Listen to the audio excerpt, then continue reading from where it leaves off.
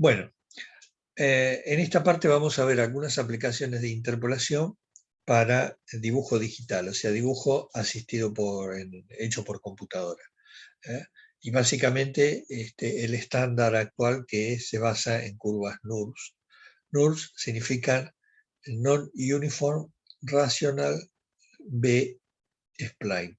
De cierta manera, son una generalización de las interpolaciones spline, pero que tiene algunas particularidades que son muy útiles en la parte de diseño.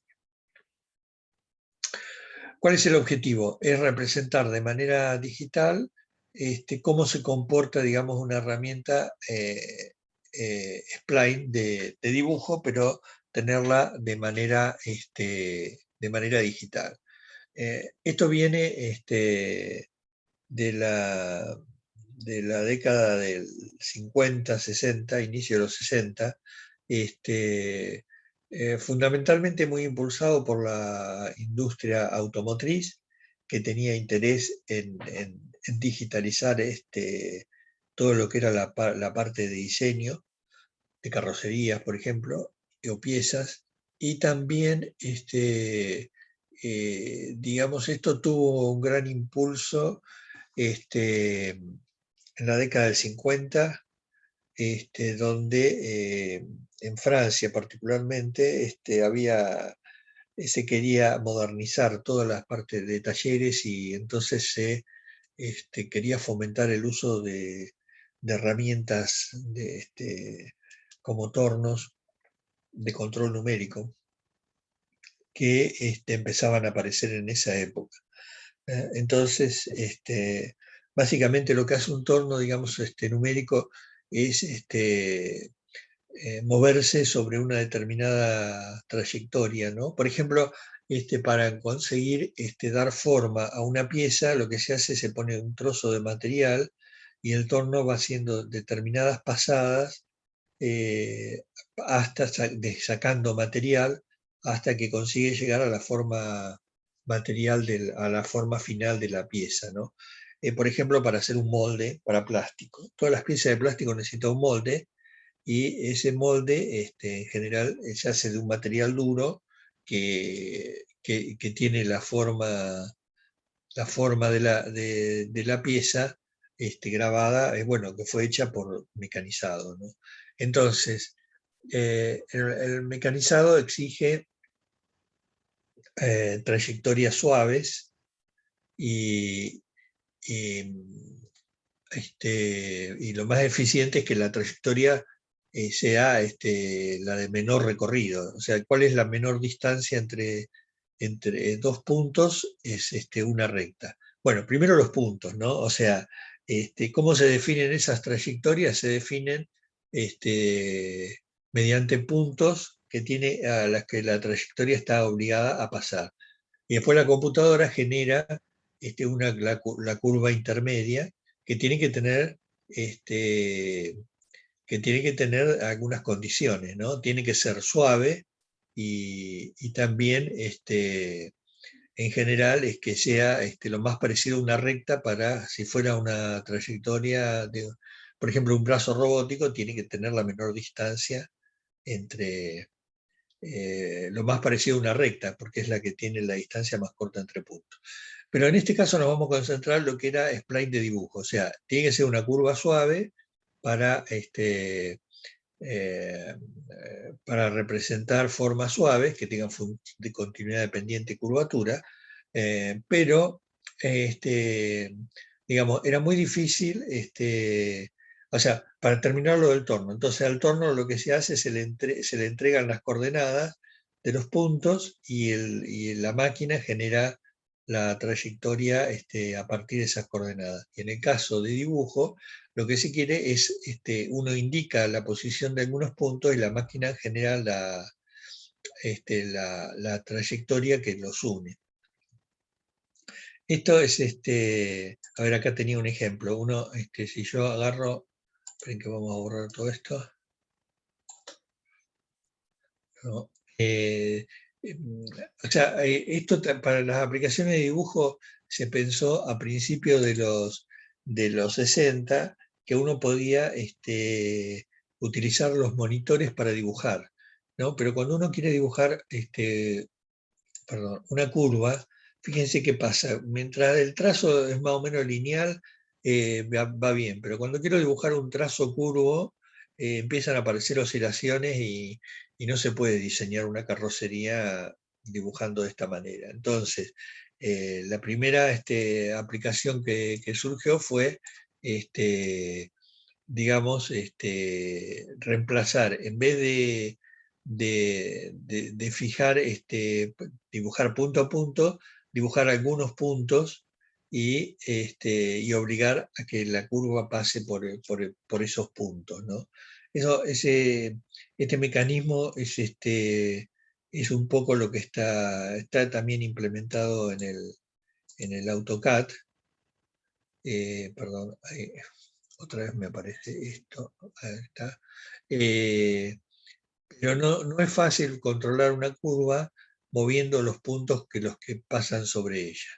Y de ahí surgió, bueno, se pueden utilizar diferentes polinomios, pueden ser cúbicos, pero también es posible utilizar polinomios cuadráticos.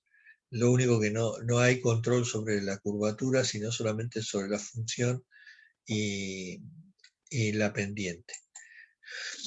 La cuestión es que para poder manejar mejor la forma, se surge la idea de usar una poligonal de control.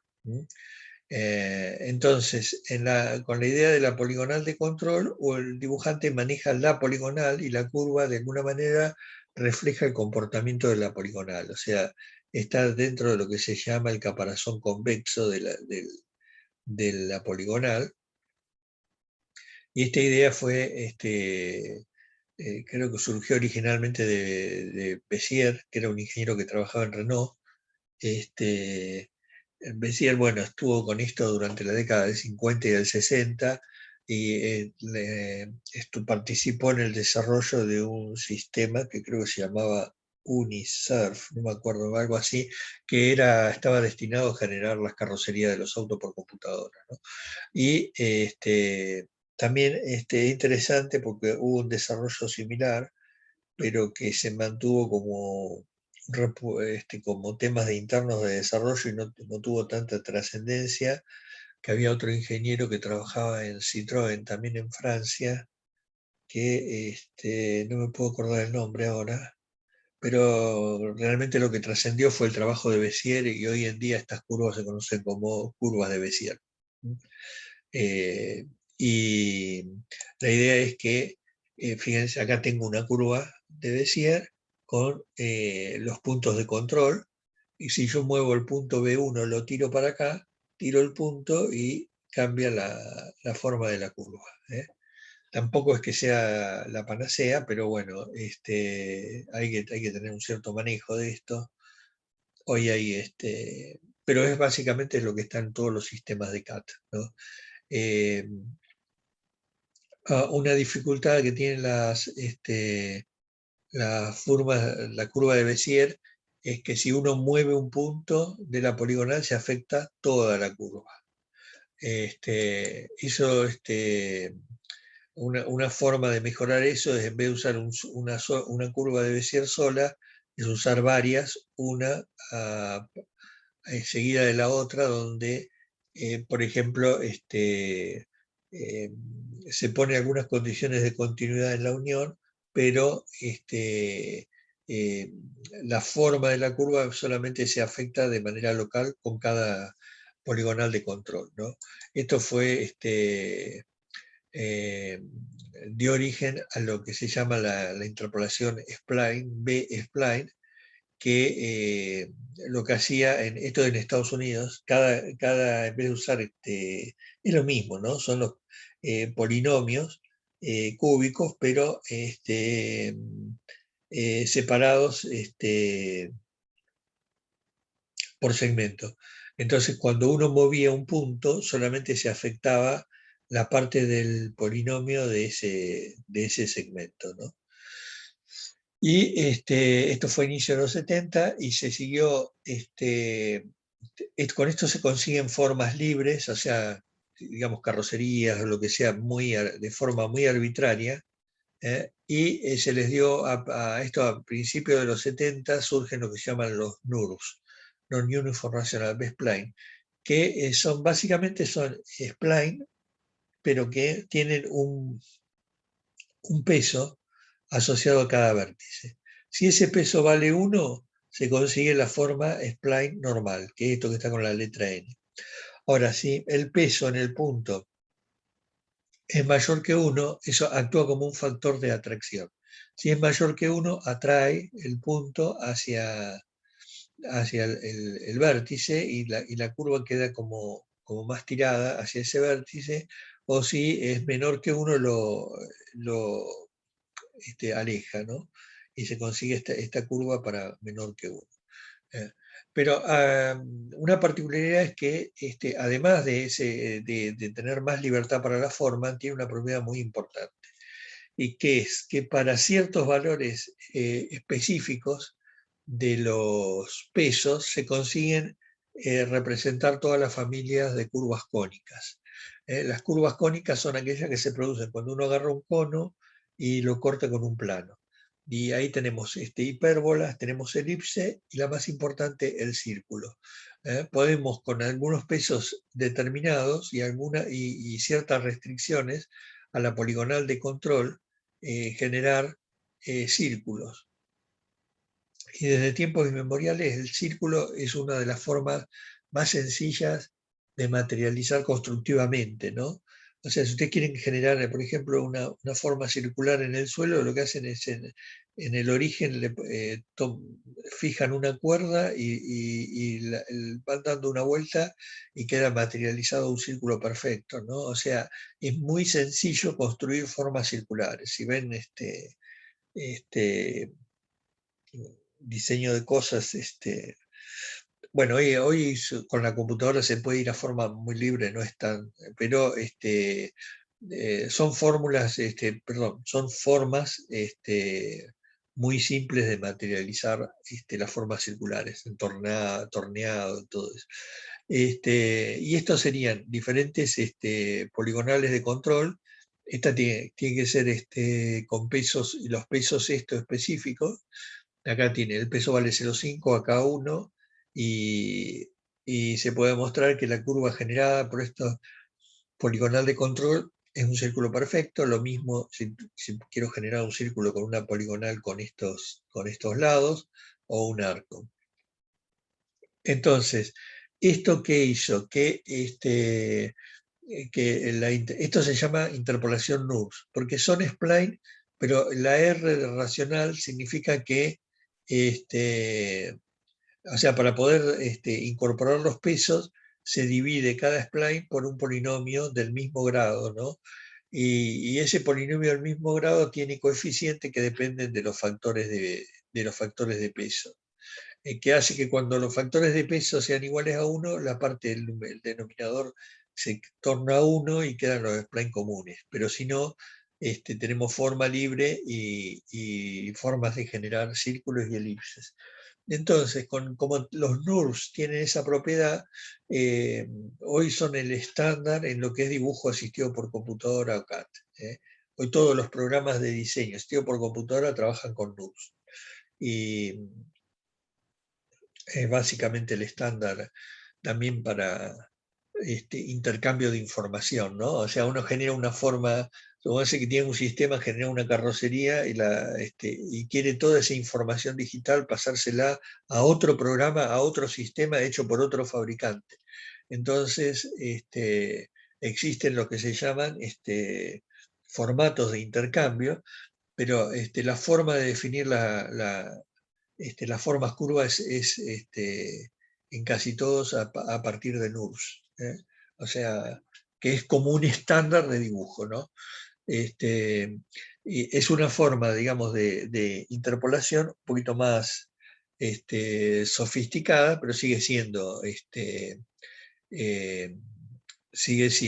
interpolación. Y tienen algunas propiedades. Por ejemplo, la propiedad, si yo tengo una poligonal de control, hay formas de subdividir la poligonal de control, generando nuevas poligonales, pero sin que cambie la forma de la curva. O sea, para la misma curva yo puedo ir subdividiendo la poligonal, de manera que cada vez la poligonal se acerque más a la forma de la curva. ¿Y esto para qué se usa? Para la representación. O sea, nunca, con las NURBS y los spline en dibujo, nunca estamos determinando los polinomios, ni resolviendo un sistema de ecuaciones, ni nada por el estilo. Se trabaja con la poligonal de control, que es mucho más rápido. Entonces, cuando uno quiere dibujar, esta es una poligonal de control que genera una curva. Entonces, en vez de resolver sistemas de ecuaciones, generar la curva, todo lo que se hace es se subdivide la poligonal, porque se sabe que en el límite va a tender a la curva que ella misma genera. Y entonces la subdivido y después para graficarlo uno por segmentos rectos, ¿no? Imagínense que todo lo que es dibujo eh, digital, digamos, todo lo que es animación, por ejemplo. La animación requiere que un objeto, para dar la sensación de movimiento, uno tenga que reproducir, generar etapas de animación en los cuadros que se llaman, por ejemplo, para que dé la sensación de movimiento, 24 cuadros por segundo. Entonces, el proceso lo que uno va haciendo va en realidad moviendo los puntos de control y después tiene que generar rápido el dibujo porque es mucha cantidad de cálculo por segundo, ¿no? Eso es lo que dio origen a las placas gráficas. Originalmente las primeras computadoras gráficas, el mismo procesador que hacía las PC primeras, el mismo procesador que hacía los cálculos, hacía el cálculo gráfico y hacía que sea muy lento toda la parte de dibujo. Entonces, ahí empezaron a aparecer las placas gráficas, que todo el cálculo que tenía que ver con la parte de dibujo lo hacían las placas gráficas, que es básicamente esto, ¿no? Y las placas gráficas, procesan en paralelo. O sea, lo que tiene, en vez de tener un procesador, tienen varios procesadores y se van repartiendo como, digamos, partes del dibujo o parte de la pantalla para cada una se concentra en una parte. Y, y están preparadas para procesar no solo poligonales de control, sino la poligonal en dos dimensiones, ¿no? O sea, para generar superficies. Y ahora lo voy a mostrar al final. Y eh, por eso a veces le llaman aceleradoras gráficas también. Y hoy en día la tendencia es a usarla también para cálculos, ¿no? Pero bueno, eso es otro tema, por ahí lo voy a nombrar más adelante. Bueno, algunas aplicaciones de esto de interpolación spline. Voy a nombrar una, hay muchas, pero una sería lo que tiene que ver con lo que se llama fuentes TrueType. O sea, si hablamos de 40, 50 años atrás, en las oficinas la manera de escribir documentos era a través de máquinas de escribir, ¿no?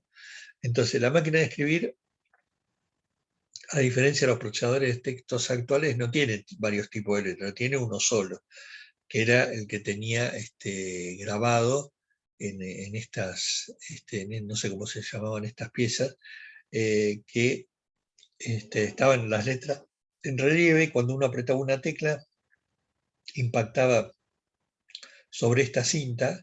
Esta cinta ve que tienen estos son dos rollos que van circulando para un lado primero y después para el otro, y la cinta está embebida en tinta, es húmeda, entonces cuando impactaba el martillo le imprimía sobre el papel carácter, ¿no?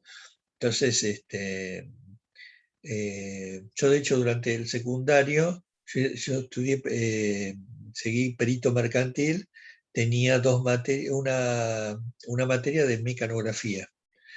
que me enseñan, o sea, hay diferentes técnicas, es muy útil, ¿no? Para después con la computadora, porque uno utiliza todos los dedos de la mano, o sea, y puede, digamos, básicamente lo que se busca es que se pueda escribir sin mirar el teclado. Y porque acá tenía una importancia fundamental. Si ustedes se equivocaban en una letra, arruinaban toda la hoja, ¿no? O sea, imagínense cómo se hacían los documentos, escrituras, actas de nacimiento y todas esas cosas, se le pifiaban. Bueno, en alguna letra había que hacer todo el documento de vuelta, pues no era fácil borrar, no había manera de borrar la tinta. Entonces había que escribir de manera rápida y no equivocarse. Este, bueno, entonces eh, las letras venían en relieve, esto viene del 1500, ¿no? Cuando surgió la imprenta, y había que construir, por ejemplo, para imprimir los libros, había que hacer el molde, ¿no? Había que escribir, juntar las frases en líneas y se imprimía hoja por hoja, ¿no? Estos creo que se llaman linotipistas. Esto es un diario, entonces había que armar, los linotipistas armaban las páginas de los diarios y con estas máquinas especiales que después se impregnaba de tinta este molde y se grababa en papel. Obviamente, bueno, el proceso después fue evolucionando y todo. Eh, ¿Y qué pasó en la era digital, no? O sea, la idea era llevar esto a las computadoras. Este, eh, Creo que hay bueno, a principios de los 80, cuando surge Microsoft, también quería hacer, creo que salen los primeros procesadores de texto, y realmente no la idea era como pasar a ser una máquina de escribir, en vez de ser mecánica, a ser digital. Como la máquina de escribir tenía un solo tipo de letra, Microsoft le puso un solo tipo de letra al procesador de texto. Y paralelamente, en esa época, Steve Jobs, eh, que había hecho algunas materias en la universidad y una de ellas relacionada con tipografías, quedó como impactado y tuvo porque había una riqueza de fuentes, hay muchos tipos de letra, ¿no? Bueno, hoy uno lo ve en los programas, ¿no? Entonces, quedó con la idea de que el procesador de texto tiene que dar esa libertad de poder mezclar tipografías diferentes, ¿no? Y gracias a eso, bueno, Microsoft se tuvo que adaptar y hoy vemos en el Word toda la enorme variedad de fuentes que uno realmente en la práctica no las utiliza, pero bueno, hay áreas de diseño donde sí pueden tener aplicación. Si se fijan, las fuentes tipográficas no son de tamaños arbitrarios, sino que siguen tamaños fijos. O sea, uno ve, cuando elige el tipo de letra, ve que le dicen 12 puntos, 10 puntos, 8 puntos. Ese tamaño viene de la época de la imprenta, donde estaban los tamaños en picas, creo que le llaman los puntos, vienen de esa época. Pero con la computadora tenemos la libertad de hacer la letra del tamaño que se nos ocurra. Entonces, un problema que aparece con el tamaño es que cuando uno hace el dibujo con una fuente de un determinado tamaño y después le hace un zoom, si el zoom es muy grande, la letra queda toda distorsionada. Y, bueno, y lo mismo si la ve de lejos, queda como un punto. Entonces, la idea era poder generar una letra que no variara de forma independientemente del tamaño. Y eso dio origen a lo que hoy se conoce como fuentes TrueType. La fuente TrueType es una letra, pero que en vez de estar definida este, está definida por trazos, pero está definida por una interpolación de Bézier cúbica. Está definida por una poligonal de control. O sea, por ejemplo, la letra C, estos puntos que definen la letra C no son puntos que están sobre la curva, sino que son puntos de una poligonal de control cúbica de Bézier. O sea, estos son segmentos de Bézier cúbicos que definen la forma de la letra C. Entonces, esto lo que hace es que la letra tenga siempre la misma forma independientemente del tamaño. ¿eh? Y es lo que se conoce como fuentes TrueType. Todas las fuentes que tienen esas características se llaman TrueType. Antes, uno cuando veía los tipos de letras en el Word, tenían dos letras T al lado, TT, y que significaba que eran fuentes TrueType. Bueno, eso es una aplicación, digamos, de las curvas de Bézier. Y después en la parte de diseño, esto, bueno, lo tengo más de civil, pero creo que en la clase anterior había mostrado algunas cosas de carrocerías. Se utilizan los NURS para dar mayor libertad al diseño, ¿no? Entonces, esto es un NURS en dos dimensiones, donde tenemos, en vez de tener una poligonal de control, tenemos como una poligonal, pero en dos dimensiones, ¿no? Una superficie de control, que uno mueve los puntos y va cambiando la forma. Esto, bueno, son aplicaciones de edificios, pero también obviamente hay todo lo que es diseño, uno puede diseñar formas curvas y como les dije recién, por ejemplo, lo de plástico, básicamente lo que se trabaja es en la forma del molde, ¿no? Si uno se fija en los mouse o en alguna pieza plástica que tengan, se van a dar cuenta la forma puede ser bastante arbitraria y eso se consigue mediante alguna aplicación con NURS, donde se hace el diseño del molde y el diseño y el molde después se mecaniza con un torno numérico. Entonces, el torno numérico tiene la posibilidad de tomar la verdadera información de la geometría y plasmarla en el producto, ¿no? O sea, en la forma final. Y un poco de eso también hay con lo que es la impresión 3D, ¿no? O sea, tenemos libertad para la forma que antiguamente no se tenía, ¿no? Obviamente, si vamos a hablar de piezas mecánicas, también todo eso digamos, tiene una complejidad. Ya no podemos utilizar métodos de cálculo convencionales, hay que usar métodos de cálculo más sofisticados, tipo elementos finitos, que justamente elementos finitos está basado en interpolación con funciones de Lagrange, ¿no? Eh, Se pueden usar otras funciones, pero básicamente usan las de Lagrange. Bueno, con esta parte, digamos, era como un complemento. Básicamente voy a dejar de grabar.